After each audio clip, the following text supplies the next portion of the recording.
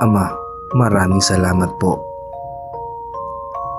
dahil mapalad ako na hindi ko naranasan ang hirap sa nagdaang taon.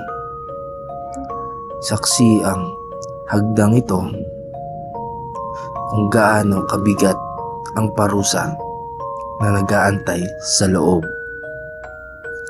Sa baba ay tila isang impyernong na walang awang pinapahirapan ang bawat buhay na pinagkaloob sa atin ng Amang Lumikha.